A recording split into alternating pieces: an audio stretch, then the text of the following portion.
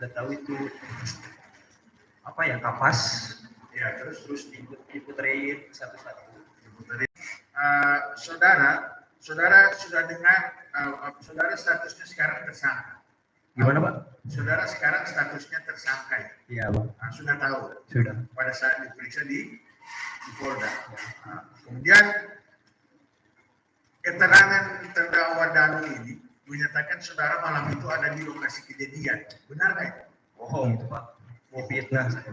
Difitnah? Iya. Saudara harusnya ada di mana malam itu? Saya di rumah Pak. Betul nggak keluar ya? Tapi dia bilang saudara ikut ada di situ. Bohong itu Pak. Bohong, ya? Bohong. Saudara sudah pernah tanya langsung ke dia belum? Belum Pak. Kalau saudara merasa itu bohong ya? Iya. Kenapa saudara bilang bohong itu? Ya karena saya di rumah Pak. Karena saudara tidak pergi ke rumah tersebut? Tidak Pak. Tidak ya?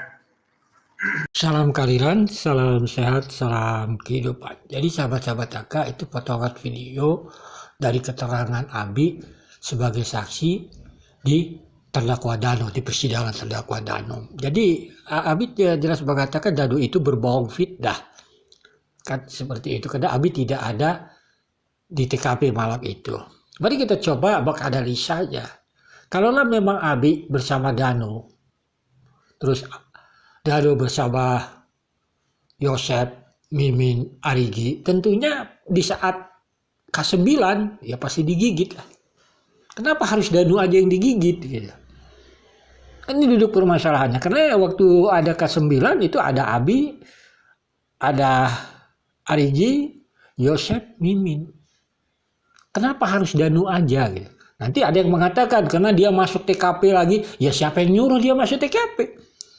Siapa yang nyuruh dia jaga TKP? Kan dia pelaku.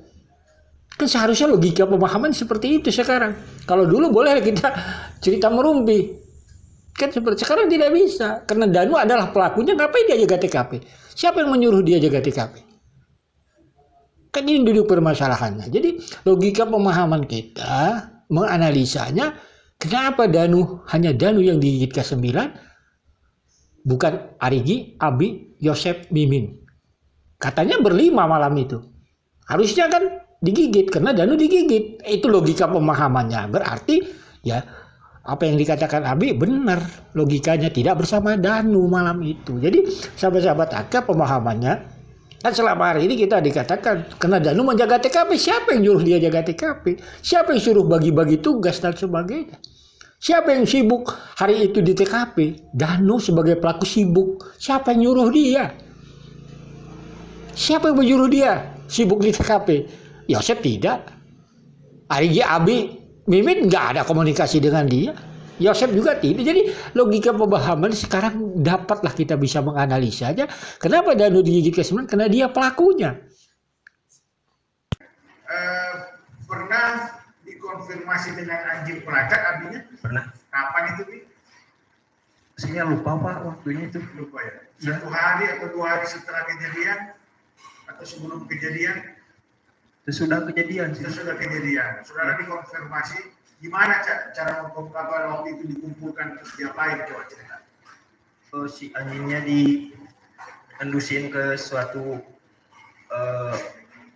udah tahu itu apa ya, kapas Ya, terus diputerin satu-satu. Diputerin satu-satu. Kemudian apa yang terjadi hari itu? Ke saya tidak ada yang terjadi. Tidak ada. Ke ini terdakwa Danu? Ke dia kalau nggak salah digigit. Digigit? Iya digigit. Digigit apanya? Tangannya. Tangannya terdakwa. Ya.